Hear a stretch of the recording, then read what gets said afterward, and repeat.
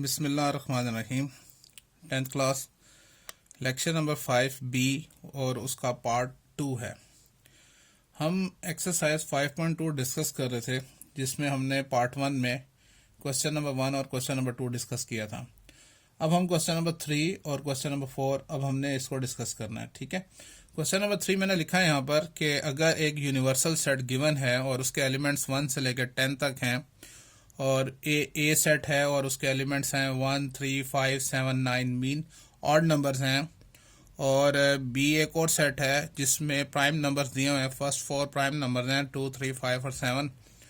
अब हमने क्या करना है, verify the De Morgan's laws.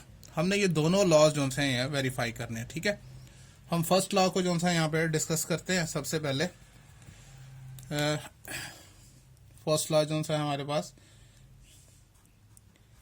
A intersection B whole complement is equals to A complement union B complement.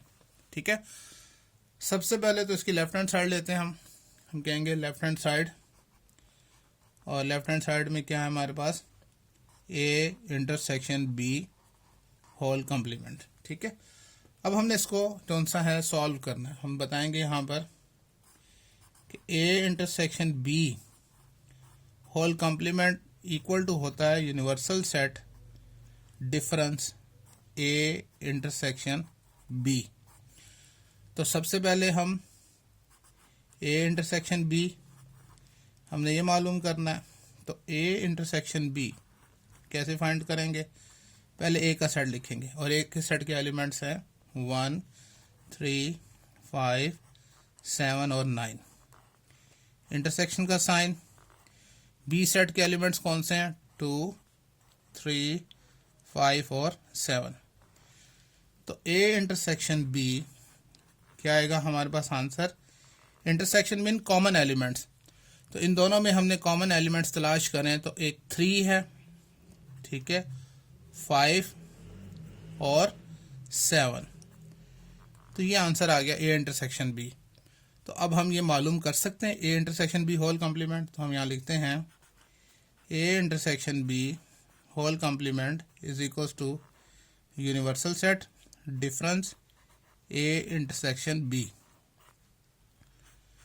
A intersection B whole complement is equals to universal set 1 से लेकर 10 तक, 1, 2, 3, 4, 5, 6, 7, 8, 9 और 10।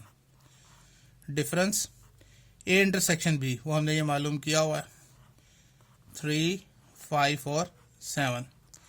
अब डिफरेंस का मतलब ये होता है कि आप इन एलिमेंट्स को 3, 5, 7 को इसमें से निकाल दें, जो इसमें बचेगा वो हम लिखेंगे। जैसे देखें ये 3 ये निकल जाएगा, ये 5 यहाँ से ये निकल जाएगा, 7 ये निकल जाएगा। अब इसमें जो एलिमेंट्स बचेंगे वो आंसर होगा ए इंटरसेक्शन बी का होल कॉम्प्लीमेंट का, और वो क्या होगा 1, 2, 4, 6, 8, 9 और 10। तो ये हमारे पास लेफ्ट हैंड साइड का आंसर आ गया और इसको हम इक्वेशन 1 का नाम देंगे। ठीक है, अब हमने राइट हैंड साइड इसकी फाइंड करनी है। ठीक है, देखिए राइट हैंड साइड के लिए जी हम लिखेंगे यहाँ पर सबसे पहले कि right hand side is equals to क्या है, A complement union B complement. ठीक है, तो अब हमने ये मालूम करना है। तो सबसे पहले तो ए कॉम्प्लीमेंट हम फाइंड करेंगे, बताएंगे जी ए कॉम्प्लीमेंट फाइंड करना है। और हम जानते हैं कि ए कॉम्प्लीमेंट किसके इक्वल होता है, universal set difference A set के। ठीक है, तो A complement is equals to universal set के एलिमेंट्स थे 1 से लेकर 10 तक, 1, 2, 3, 4, 5, 6, 7, 8, 9 और 10। डिफरेंस सेट ए, और सेट ए के एलिमेंट्स हैं 1, 3, 5, 7 और 9। अब देखें इन एलिमेंट्स को इसमें से निकाल दें। ठीक है, तो मैं आसानी के लिए क्या करता हूँ, यहाँ से ये 1 ठीक हो गया, 3, उसके बाद 5, 7 और 9। अब फर्स्ट सेट में जो एलिमेंट्स बचेंगे वो ए कॉम्प्लीमेंट का आंसर होगा। तो A complement is equals to क्या बच जाएंगे, 2, 4, 6, 8 और 10। ठीक हो गया। अब हमने बी कॉम्प्लीमेंट फाइंड करना है, तो हम यहाँ पे लिखेंगे कि B complement is equal to question mark, और बी कॉम्प्लीमेंट इक्वल टू होता है यूनिवर्सल सेट डिफरेंस बी। तो B complement is equal to universal set के एलिमेंट्स 1 से लेकर 10 तक हैं, 1, 2, 3, 4, 5, 6, 7, 8, 9 और 10। डिफरेंस सेट बी के एलिमेंट्स, और वो है 2, 3, 5 और 7। इन चारों एलिमेंट्स को इसमें से निकाल देंगे और इसमें जो बच जाएगा वो बी कॉम्प्लीमेंट का आंसर होगा। जैसे 2, 3, 5, 7। अब ये पहले सेट में जो बच जाएगा वो बी कॉम्प्लीमेंट का आंसर होगा। तो B complement is equals to 1, 4, 6, 8, 9 और 10 आ गया। ठीक है, हमने ए कॉम्प्लीमेंट भी फाइंड कर लिया, बी कॉम्प्लीमेंट भी फाइंड कर लिया। अब इन दोनों का हमने यूनियन फाइंड करना है। ठीक है, now A complement union B complement is equals to पहले ए कॉम्प्लीमेंट है तो ए कॉम्प्लीमेंट का हमने ये आंसर निकाला हुआ है 2, 4, 6, 8 और 10। यूनियन बी कॉम्प्लीमेंट वो ये हमने फाइंड किया 1, 4, 6, 8, 9 और 10। अब यूनियन का मतलब क्या है कि दोनों सेट के एलिमेंट्स को मिलाकर लिखना है एक ही सेट के अंदर। तो A complement union B complement is equals to, और तरतीब में लिखेंगे 1, 2, 4, 6, 8, 9 और 10। तो ये हमारे पास राइट हैंड साइड का आंसर आ गया और इसको हमने इक्वेशन 2 का नाम देना। अब अगर हम देखें लेफ्ट हैंड साइड का आंसर जिसको हमने इक्वेशन 1 कहा था, जैसे यहाँ पर देखें लेफ्ट हैंड साइड का आंसर क्या था 1, 2, 4, 6, 8, 9, 10। तो 1, 2, 4, 6, 8, 9, 10, तो ये दोनों का आंसर सेम आ गया। तो हम इसको लिख सकते हैं लास्ट में क्या कि फ्रॉम इक्वेशन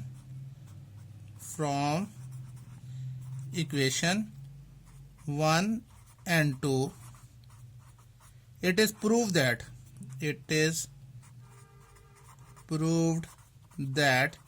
क्या हमने प्रूव किया कि left hand side is equals to right hand side. Therefore जौन सा है हमने क्या कहा था ए इंटरसेक्शन बी का होल कॉम्प्लीमेंट इक्वल टू होता है A complement union B complement. ये हमने प्रूव कर दिया। ठीक है, अब जो सा है इसका जो सेकंड पार्ट है उसको डिस्कस करते हैं। ये हमने डी मॉर्गन लॉ का जो फर्स्ट लॉ है वो हमने प्रूव किया। ठीक है, अब देखें जो सेकंड है इसमें सेकंड था कि A union B whole complement is equals to A complement intersection B complement. ठीक है, सेम वैसे ही हम इसका स्टार्ट लेंगे। सबसे पहले लेफ्ट हैंड साइड, तो लेफ्ट हैंड साइड हमारे पास क्या आएगी, हम कहते हैं कि लेफ्ट हैंड साइड वो हमारे पास है A union B whole complement. ठीक है, अब हमने इसका मालूम करना है, कॉम्प्लीमेंट फाइंड करना है। तो पहले तो हम इसका फॉर्मूला लिखेंगे कि जी A union B whole complement तो आप मालूम करना चाहते हैं, तो A union B whole complement equal to होता है universal set difference A union B. तो इसका मतलब ये हुआ कि सबसे पहले हमें ए यूनियन बी फाइंड करना है।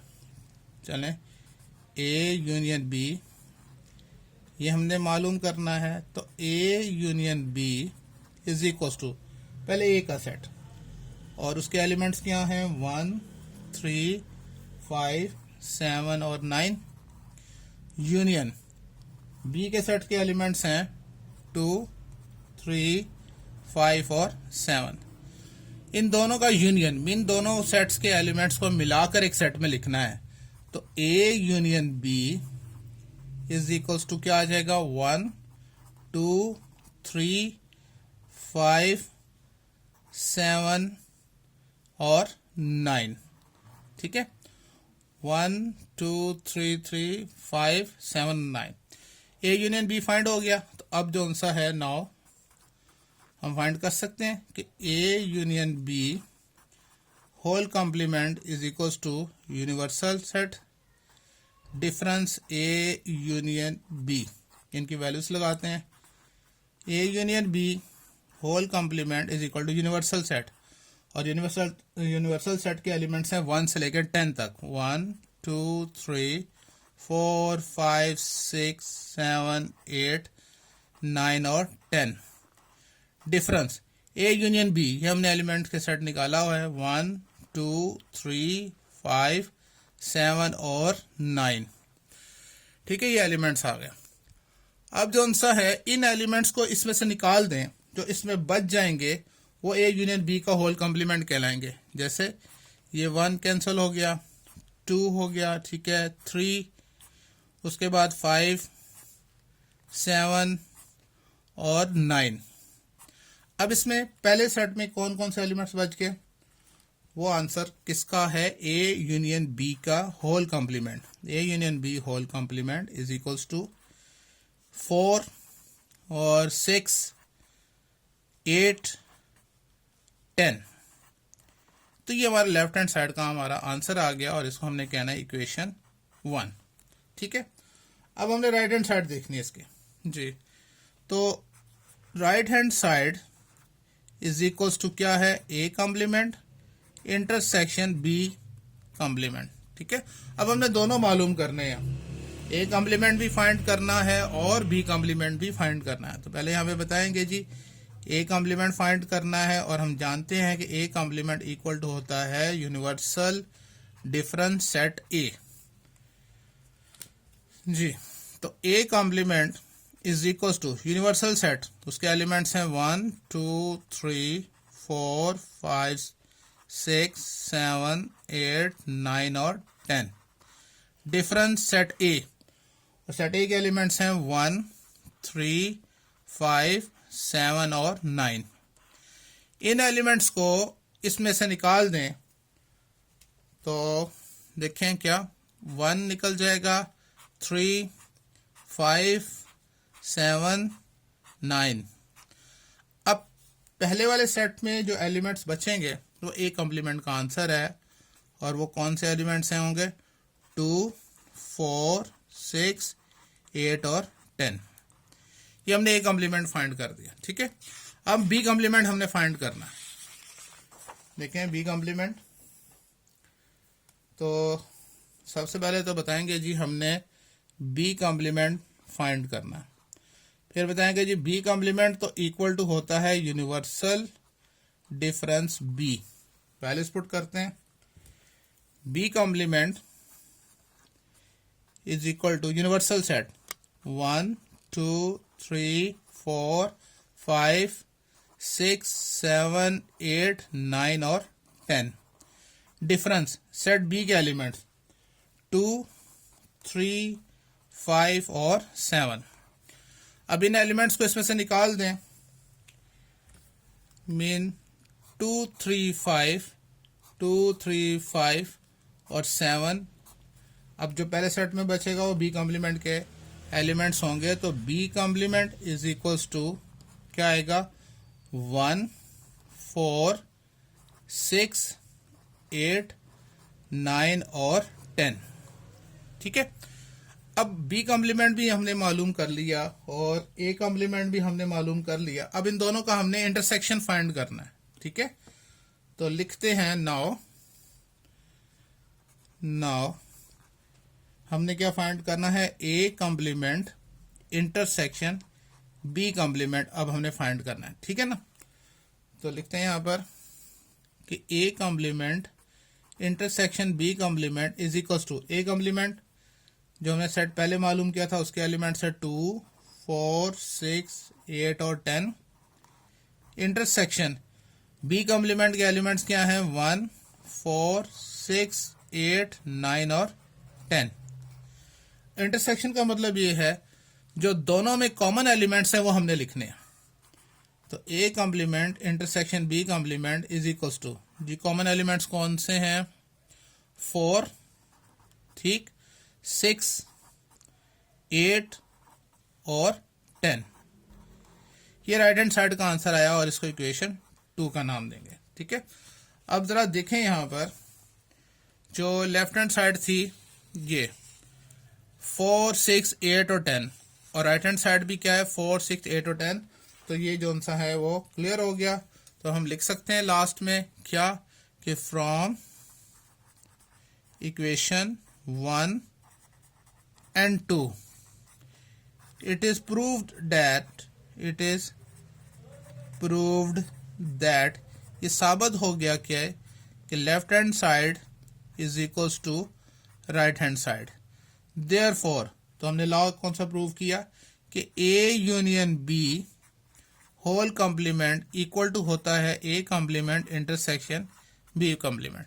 तो इस तरह से हमने डिमॉर्गन लॉज के दोनों जो से हैं वो हमने प्रूव कर दिए, दोनों लॉज प्रूव कर दिए। ठीक है, अच्छा इसके बाद देखें जो नेक्स्ट है क्वेश्चन नंबर 4। जी सबसे पहले तो क्वेश्चन नंबर 4 लिखते हैं। क्वेश्चन नंबर 4 क्या है? क्वेश्चन नंबर 4 में कहता है कि एक हमारे पास इफ यूनिवर्सल सेट अगर गिवन हो और उसके एलिमेंट्स हैं 1, 2, 3 से लेके 20 तक, 1, 2, 3 अप टू 20, ठीक हो गया। और उसके बाद एक एक्स सेट दिया हुआ है और उसके एलिमेंट्स क्या हैं? 1, 3, 7, 9, 15, 18 और 20, ठीक है। और एंड वाई सेट दिया हुआ है और उसके एलिमेंट्स हैं हमारे पास 1, 3, 5, यानी अगर डॉट्स हैं तो इट मीन कि ये ऑड नंबर्स हैं अप टू 17 तक, ठीक है। और कहते हैं देन शो दैट आपने ये साबित करके दिखाना है क्या, जो पहला है स्मार्ट सिलेबस के मुताबिक कि x डिफरेंस y वो इक्वल टू होता है x इंटरसेक्शन y कॉम्प्लीमेंट के। ठीक है, चलें इसको प्रूव करते हैं। सबसे पहले इसकी लेफ्ट हैंड साइड, तो लेफ्ट हैंड साइड हम जानते हैं क्या है, x डिफरेंस y। तो x डिफरेंस y हमने पहले फाइंड करनी है, तो यहां लिखेंगे x difference y is equal to question mark. तो x difference y is equal to, पहले जो सा है सॉरी हमने इसको लिखना था x difference y is equal to पहले x का सेट, x के सेट्स के एलिमेंट्स हमारे पास हैं 1, 3, 7, 9, 15, 18 और 20। डिफरेंस y का सेट, और y के सेट के एलिमेंट्स कहता है 1 से लेके 17 तक सारे के सारे ऑड नंबर्स, यानी 1, 3, 5 और अगर मैं सारी काउंटिंग भी लिखूं 7, 9, 11, 13, 15 और 17, ठीक है। इन एलिमेंट्स को इसमें से निकाल दें, जो इसमें बच जाएगा वो इसका आंसर होंगे। तो इन एलिमेंट्स को निकाल लेते हैं। कैसे? जैसे ये है ये 1, ठीक हो गया, 3, उसके बाद 7, 9, 15 और बस। अब पहले सेट में 2 एलिमेंट्स बच गए 18 और 20, दूसरे सेट में भी बच रहे एलिमेंट्स कोई 11, 13 और 17। सेकेंड सेट में कुछ भी बचे वो हमें उससे कोई ताल्लुक नहीं, ठीक है। जो फर्स्ट सेट में से जो बचेगा वो इसका आंसर होगा, और वो क्या है 18 और 20। ये लेफ्ट हैंड साइड का आंसर आ गया, इसको हम इक्वेशन 1 का नाम देंगे, ठीक है। अब देखें राइट हैंड साइड, तो लिखेंगे यहां पर कि राइट हैंड साइड और वो क्या है, is equal to x intersection y complement. ठीक है, तो अब हमें सबसे पहले तो वाई कॉम्प्लीमेंट फाइंड करना है, और वाई कॉम्प्लीमेंट हम जानते हैं क्या होता है, यूनिवर्सल डिफरेंस वाई। तो y complement is equal to universal set, और यूनिवर्सल सेट क्या, 1 से लेकर 20 तक। ठीक है, तो 1 2 3 up to 20। Difference y set क्या है, वो सारे के सारे ऑड नंबर्स हैं, 1 3 5 अप टू 17 तक। अब डिफरेंस का मतलब ये है कि इन एलिमेंट्स को इसमें से निकाल दें, जो इसमें बचेगा वो वाई कॉम्प्लीमेंट का आंसर होगा। अब देखें, ये तो काउंटिंग है 1 से लेकर 20 तक, और ये जो उनसे 1 से लेकर 17 तक ये क्या है, ये ऑड नंबर्स हैं। तो इसका मतलब यह कि 17 तक जितने इसके अंदर इवन नंबर्स हैं वो बच जाएंगे, मतलब 2 4 6 8 10 12 14 और उसके बाद 16। ठीक है, और 17 भी चला जाएगा तो 18, तो साथ में यहां पर 19 भी आएगा और 20 भी आएगा। तो समझ में आई। अब हमने क्या करना है, y कॉम्प्लीमेंट हमने निकाल लिया, अब x इंटरसेक्शन y कॉम्प्लीमेंट हमने फाइंड करना है। ठीक है, देखिए नेक्स्ट जो सा है राइट हैंड साइड, जो अब हम आसानी से फाइंड कर सकते हैं, और वो क्या है हमारे पास कि x इंटरसेक्शन y कॉम्प्लीमेंट हमने जो सा है वो मालूम करना है। अब x सेट हमारे पास था 1 3 7 9 15 18 और 20। इंटरसेक्शन y कॉम्प्लीमेंट अभी हमने मालूम किया, और उसके एलिमेंट से 2 4 6 8 10 12 14 16 के बाद 18 19 और 20। अब इंटरसेक्शन से क्या मुराद है, जो दोनों में कॉमन एलिमेंट्स है वो हमने लिखने हैं जी। कॉमन एलिमेंट्स क्या होंगे, ये तो 2 से लेके 16 तक तो सारे, बल्कि 18 तक सारे के सारे इवन नंबर्स हैं। तो 1 3 7 9 15 तो कोई भी नहीं, तो इसका मतलब ये है कि आगे 18 ये कॉमन है। ठीक है, और 20 भी कॉमन है, तो ये दो एलिमेंट्स आ गए कॉमन इन दोनों में, तो ये इक्वेशन हमारी क्या है, 2 है। अब अगर हम देखें लेफ्ट हैंड साइड का आंसर, तो वो क्या था, 18 और 20, और राइट हैंड साइड का भी आंसर है 18 और 20। तो अब हम लिख सकते हैं इसका आंसर क्या होगा, उसी तरह से लिखेंगे कि from equation 1 and 2 it is proved that left hand side is equals to right hand side। therefore हमने क्या प्रूव की, एक आइडेंटिटी है बेसिकली ये कि x difference y is equals to x intersection y complement. तो इस तरह से हमारा आज का लेक्चर कंप्लीट हो गया। हमने एक्सरसाइज 5.2 स्मार्ट सिलेबस के मुताबिक हमने क्वेश्चन कर लिए, क्योंकि क्वेश्चन नंबर 4 का सिर्फ एक ही पार्ट था। अगर आप अपने तौर पे चाहें तो इसका पार्ट 2 जो सा है वो आप खुद जो सा वो मालूम करें। ठीक है, ओके, आज का लेक्चर ख़त्म हुआ। अल्लाह हाफिज़।